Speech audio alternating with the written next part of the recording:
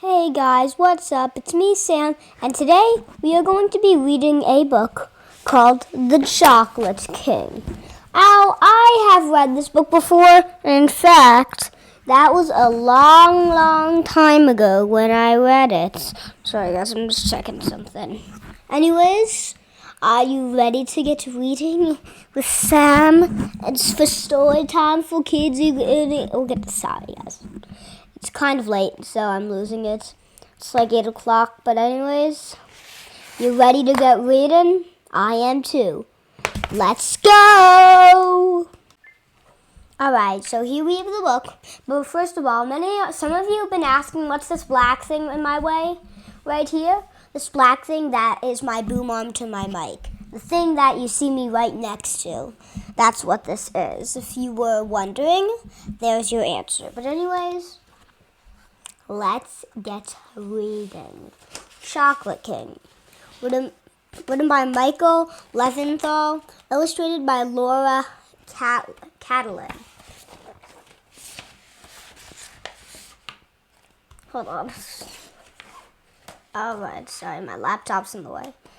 Benjamin loved chocolate. He knew more about chocolate than anyone in his town, and more than most people in the whole of France. But there was one person who knew more than he did, his grandfather Marco. Marco made the most incredible hot chocolate. It was thick, dark, drink with a crown of foam that wobbled and stuck to Benjamin's nose.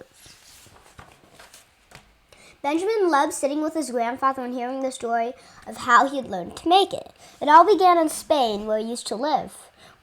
Marco told Benjamin, an explorer who visited the faraway lands of America, taught me a brilliant Aztec recipe. I started selling hot chocolate to rich travelers at the port. I was busy from the minute the sun rose until the last ship sailed out of sight. They called me El Rey del Chocolate, the Chocalate King. But one day, Marco said sadly, we heard that the royal court wanted anyone who wasn't Catholic to leave the country, including Jewish people like us. We stayed in Spain for as long as we could, but we finally had to leave. We packed as much as possible and left late one night. You were only a baby, Benjamin, he said. We took as many cocoa beans as we could carry. Your mother said clothes were more useful, but I insisted that the beans were our family's treasure. When we arrived here in France, no one had ever seen out or tried hot chocolate, Marco continued. I wanted us to be the first to show them how wonderful it tastes. Your father wasn't happy. He said people don't like trying new things, and they wouldn't want our chocolate. But I was determined. Besides, making chocolate was the only skill I had, and that's how we started our life there. Not so fast, Andreas. I won't burn. I know what I'm doing. Stir slowly, Bella. Treat it gently. As Benjamin grew older, he wanted to help make the chocolate, but Marco would only let him watch, listen, and smell. Marco was strict with everyone. Benjamin's grandma, Rena, showed him how to grind the roasted cocoa beans, but he was never allowed to touch. Every night, Benjamin went to bed dreaming of becoming a chocolate king, too.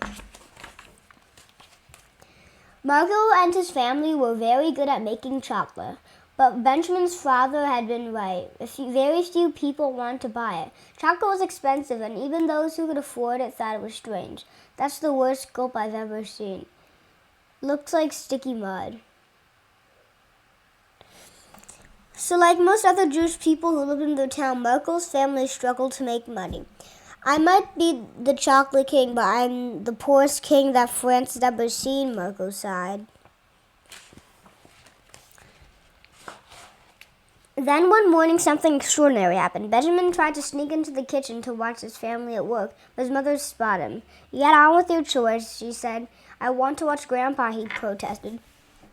Benjamin's mother chased after him. He stumbled backwards and crashed into the packed shelves. Plates, pans, cans, and jars clattered to the floor. A large pot with thick chocolate toppled over, and M tied all over Benjamin. It covered his hair, dribbled onto his face, and trickled down his back. Benjamin tumbled out of the kitchen and onto the cobble street, straight into the path of a gleaming golden carriage. Whoops. What on earth is that creature caked in mud? Demanded an angry passenger. It isn't mud, it's chocolate, protested Benjamin. My grandpa is the Chocalate King. There was a pause, and then a carriage door flew open, and a podgy, pink-faced man stepped out. Really? Yes, I thought I was the only king here. Your Majesty, stammered Benjamin. I'm so sorry, I had no idea. The King of France inspected Benjamin from head to toe, and then a smell of chocolate slowly drifted to the nostrils, and a smile spread on his face. Well, I must confess something. It does smell rather appealing. Let me taste this chocolate. Mocha hurriedly prepared a cup of the family's finest hot chocolate, taped with a crown of wobbling foam. He rushed out the house, covered in cocoa dust, and gingerly approached the royal carriage. He presented the cup to the king.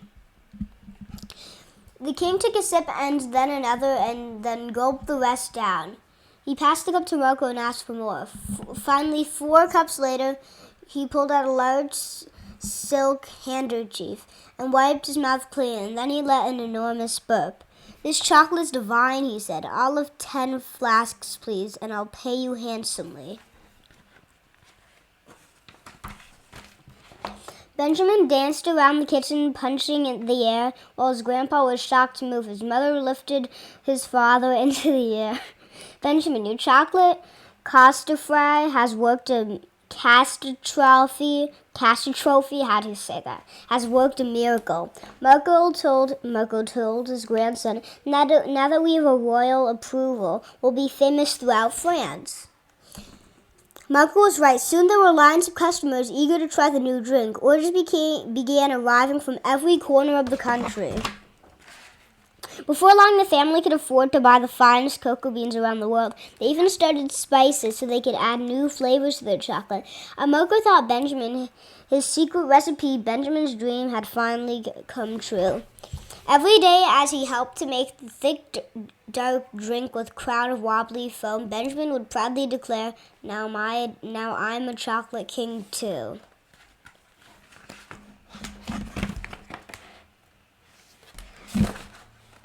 Alright, that's the end of the book. Alright, now the book is done. So, that was a bit quicker than our last book. That was uploaded about 3 hours ago or so. So, go check that out. The book is called Albert Einstein. And make sure to like that. So anyways, that's the end of the book. If you didn't see the back cover, here it is.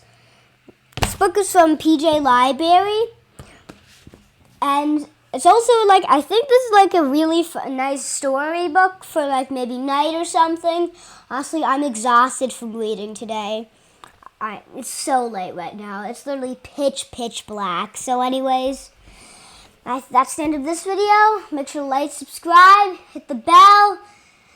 See you in the next one. Peace.